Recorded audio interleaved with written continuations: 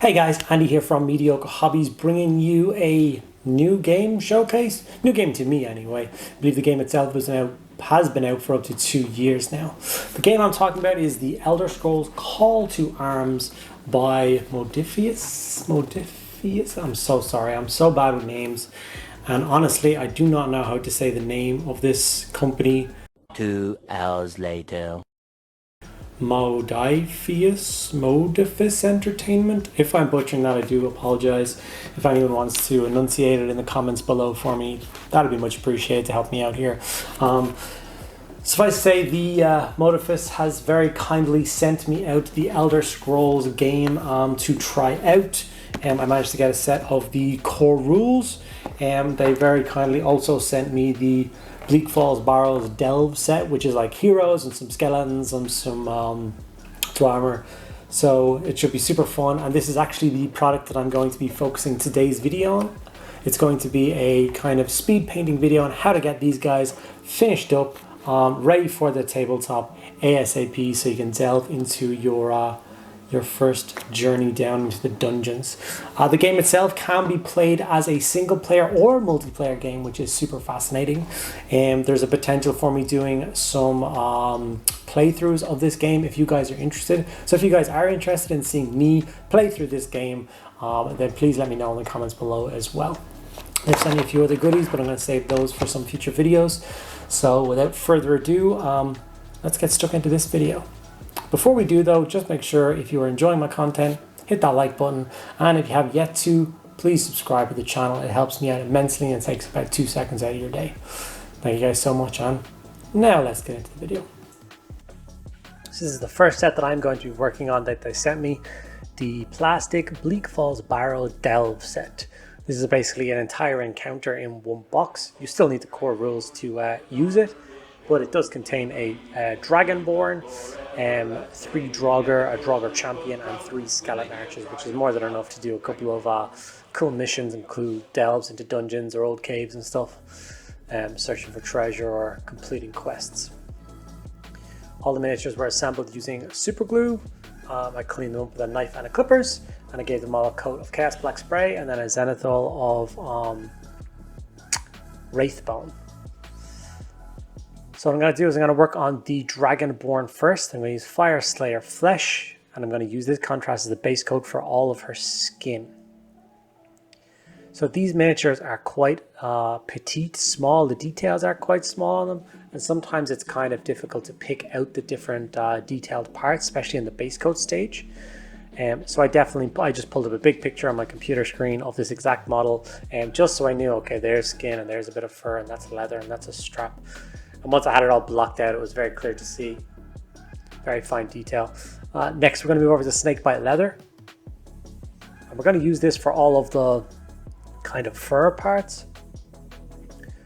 There's lots of like, it's almost like a rougher leather fur kind of section of the armor. And once again, distinguishing this from the other leather parts was kind of difficult with this kind of mottled spray that I had, the one that I used for my contrasts.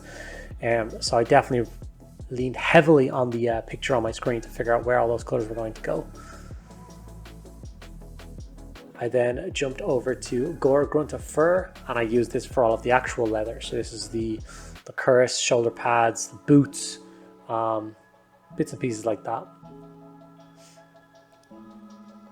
These contrast paints suit this model beautifully, and these range of miniatures beautifully, because they're a lot more kind of natural, and not like Space Marines or anything with big smooth flat panels. These are all kind of ridges, loads of different textures, so they grab and settle in all the recesses really nicely. And it was actually a joy to paint up these models, and I'm quite looking forward to getting them on the table and maybe trying out one of the single player adventures myself. So take your time on this one. As you can see how well it looks already. Next we're going to move up to Iron Hand Steel, and we're going to use this to block in all of the metallic parts. So that's her big helmet, the sword blade, and the big huge round shield. There's also a bunch of like ringlets and stuff throughout the armor, and that's another thing where I had to go back to that reference picture to try and figure out which bits they wanted me to do metallic. Obviously there's no set rule for how you want to paint your Dragonborn or your Draugr or your skeletons, but I wanted to go as close to box art as possible, so that's why I use that reference material.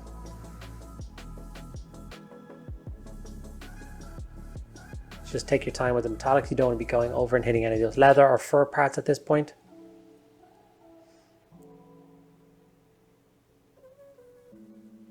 This is it with all the silver metallics on. I am now going to attack it with just a little bit of gold to just add a little bit of extra detail. So the crossguard and pommel of the sword are going to get a little bit of Retributor Armour gold. And then some of that detailing and that big beautiful shield is also going to go gold. If we're going to darken it down, we know Dragonborn tend not to be very ostentatious.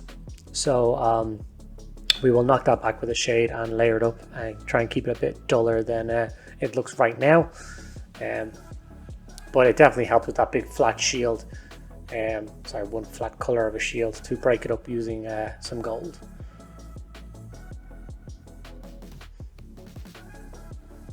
So this is her with all of the details blocked in, all of her base coats in. So now it's time to shade. So I went for a Seraphim Sepia shade, and I'm going to apply this to the entire miniature. Armor, leather, skin, the whole lot is going to get a cut of Seraphim Sepia. That's going to tie all the colors together. Definitely give it that kind of grimy, dirty look that Skyrim is kind of known for. Everything is kind of yellow, washed out across the game. It's kind of their style. So I want to stay true to that. So a sepia shade across the entire miniature is really going to add something. It's also going to make all those brown leathers really pop. Sepia is a slightly warmer tone. It's almost like a tea stain. Already it looks beautiful. At the shade stage, when the miniature is all shaded down, I also like to apply the first coat of the ground texture. So for this it was Sterling Battlemire. So any point in this tutorial video, whenever a miniature gets to a shade stage, I'll be putting on some Sterling Battlemire when the shade is on, but I won't be showing you that each and every time. So now that the shade and Sterling Battlemire have dried, it's now time to go in and add a couple of highlights to it. Now I think these models look absolutely fantastic as are. I'd be more than happy to put them on the table and play with them at this stage. But I'm going to show you how to highlight just a little bit. So we're going to go with the skin first, Cadian Fleshtone, and we're just trying to hit all the raised muscles. Dragonborn is obviously a very fit, healthy and strong individual, so the muscles are quite well defined on it, making it quite easy to add a little highlight to just all the bits that are the most pronounced. It's going to catch the light the most. Next I'm going to come in with some Skrag Brown. This is for all those lighter leather parts. And we're just going to add a little highlight to those. We're not going to go crazy. We're not trying to get in every nook and cranny on these. Just the bits that are going to kind of be hit by the sun or the light the most. So across our big broad back, you're going to obviously want to put the bits of highlighting on that along the front. And then some of those armor pieces. Next we're going to go with Iron Hand Steel, and we're going to touch up all of those metallic bits again, highlighting them up, and once again where the light is going to hit them the most. So kind of the top of the shield, top of the helmet, the crossguard that protects our nose. The blade of the sword is obviously going to be quite shiny. And I'm also going to use the Iron Hand Steel to highlight some of the gold. So it just kind of turns out a tiny bit more brassy. It's just a quick kind of cross hatch technique, but it's super quick. Now it's time to move over to the Draugr. So for that we're going to start with Darkoath Flesh and apply this to all of the skin of the miniature. Now the Draugr miniatures in this are 80% skin, so this made this process quite quick. I'm going to be painting up the Draugr champion alongside his 3 companions, shall we say. So just follow along with all of these steps for the Draugr champion as well. You will see a little bit of him being painted. The only real difference to him is he's a little bit of the fur and a lot more armor. So most of the colors are still exactly the same because all of those colors do show up on the standard Draugr.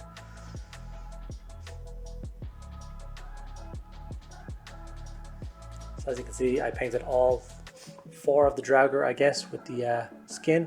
Next we move over to Gore-Grunta Fur, and we're just going to kind of, they've kind of got shorts, I guess, or jorts, or whatever the hell they're wearing. So I gave them a coat of Gore-Grunta Fur. Now they also have a little bit of cloth between their legs, and then there's a belt running around holding up their little jorts. So those are going to be two separate colors as well. And then some metallic bits. So here's the Gore-Grunta Fur on the Draugr champion. Like I said, most of the miniature is going to be exactly the same colors. But he, like the Dragonborn, is quite a detailed miniature, so you're going to want to obviously get a reference picture up for him as well, just so you know where the armor stops and the fur begins and that kind of bits and pieces. Super enjoyable sculpts though. A lot of fun to paint. Very much looking forward to getting stuck into my storm cloaks next.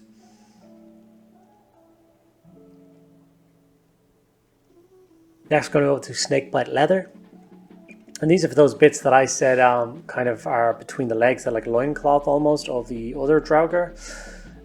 But this guy has a little bit more cloth, so we're going to apply it to kind of his midriff has cloth. He still has the loincloth, but also things like his boots are going to get a coat of this. You know, you're fancying the Skyrim world when your monster has boots on.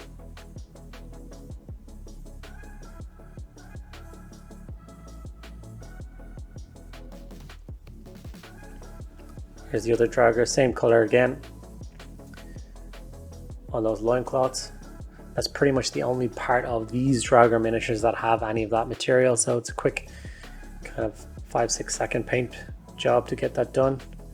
And I just did it on all three of them super quick, painting them kind of assembly line style to get them all done.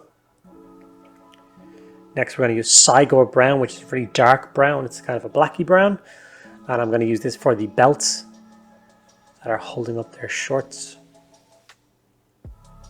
Once again, this is a very quick stage to get done on all three of the Draugr kind of normal infantry, and then there's a few bits on the Draugr champion as well. Same thing, he just has a nice little belt.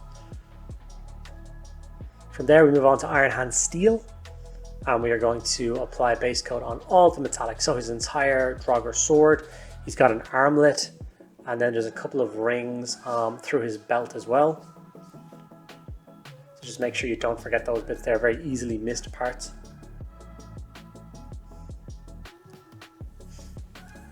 And with the metallic still on here, these ones are ready to base coat or to shade.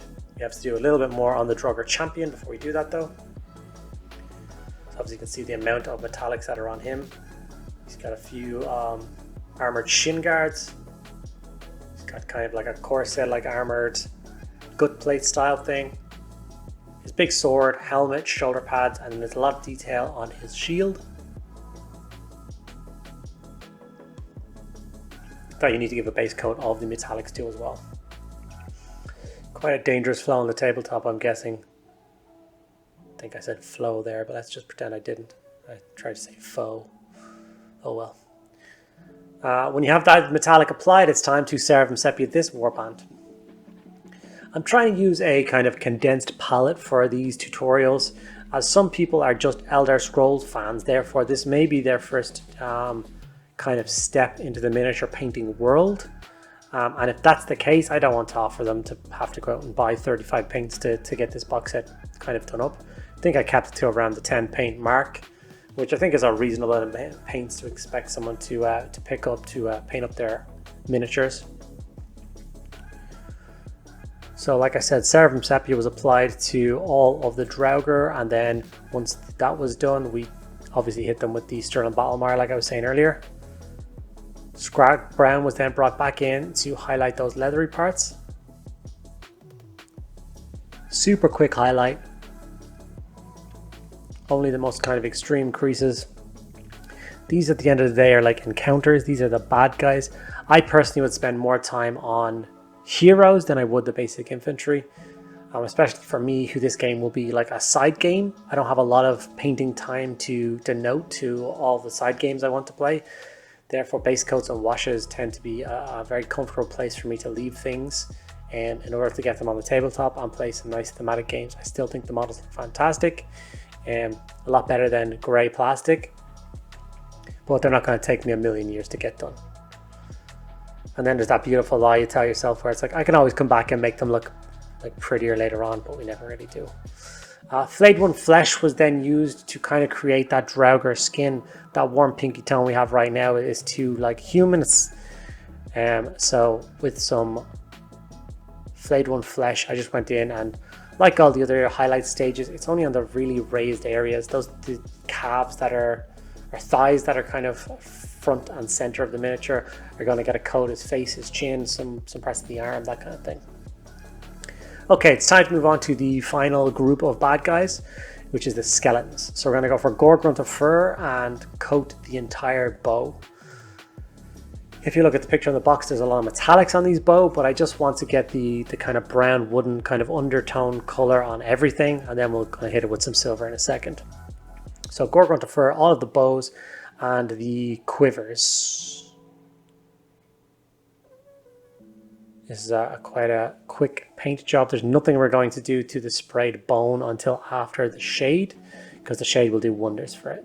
Iron Hand Steel is used to then add a little bit of color to the bow. Once again, if you go to the box art or reference picture online, you'll see that their bows actually have quite a lot of metallics to them.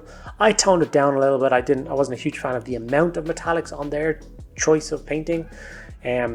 So I went a little bit more subtle. Definitely still dangerous skeleton bows from Skyrim, and they definitely still have that metallic feel to it, but the kind of brown wood still shows through quite a lot. So it looks something like this.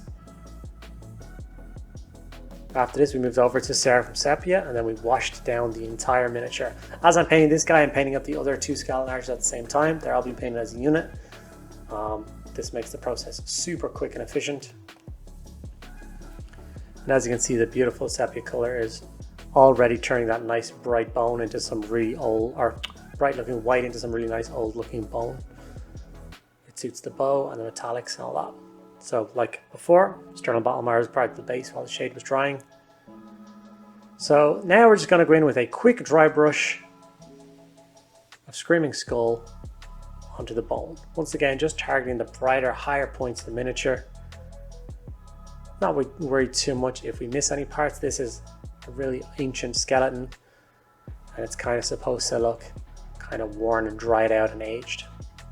We then went for some of that new Cygor contrast and hit the feathers in the quiver with this. On the box art they are the same. They're kind of this turquoisey blue color, whether they're magical arrows or not, I'm not 100% sure, but it was an extra quick job to add that to the kind of dull color scheme of the skeletons. The next thing we did is give every single miniature except the Dragonborn white dots in their eyes. And then after that, we hit all of the eyes with Tallasar Blue to give them that ethereal kind of glowing monster feel onto these monsters, which they are shown on the box art. So as you can see, it's just a dot of white and a touch of blue, and it gives a fantastic effect. Okay, now we're going to put a little bit more work into the bases. So I dry brushed Screaming Skull over the brown bases that we had. And normally if I'm painting fantasy bases or 40k bases, they tend to be a little bit brighter. But like I said, I wanted to play homage to the Skyrim setting. It's quite dark, it's quite dull, it's quite kind of wet and rotting, and it's almost like a marsh everywhere you go. So after the dry brush of bone, I hit the bases with Agrak's Earthshade, which is once again going to darken down the grout. I'm then going to use Abaddon Black just to tidy up the rims of the bases. I usually do 2 thin coats on this stage just to make sure I get a super clean, flat, smooth surface around the edges. And when this was done, I just super glued on a few grass tufts to the bases, just to add that little bit of color, a little bit of vegetation to the bases. You can go as much or as little of this as you want. You can add little flowers or little wheat stalks, whatever you want to do. And this is the final result of me spending a couple of hours getting the Bleak Falls Barrow set painted up. I hope the little tips and tricks in this video are somewhat helpful for you guys, and I hope it can make you more confident to go out and paint up your own Bleak Falls Barrows set. I thoroughly enjoyed it, and I do intend on painting more of these sets in the near future. Okay guys, there you have it. The video is basically broken down as to 3 sets of painting tutorials. So we have the Dragonborn, the Draugr, and the skeletons as kind of 3. I could have broken down 3 smaller videos, but I thought it'd be better to lump them all together so that any of you guys who buy the Delve set the Bleak Falls Barrow Delve set will be able to watch this video and hopefully be able to get those miniatures painted up as well. I hope you did enjoy the video. I think the miniatures turned out pretty fantastically. I am now super excited to give the game a try myself. If you like what you saw, don't forget to like and subscribe. Drop any comments you have below if you have any questions about anything you've seen. And if you like me, like the channel, and want to support me even further, there's links to things like my Patreon below. Thank you guys so much for watching. And once again, thank you very much for Mediocre Entertainment for sending me out this product review. Thank you guys so much for watching, and I'll see you in the next one.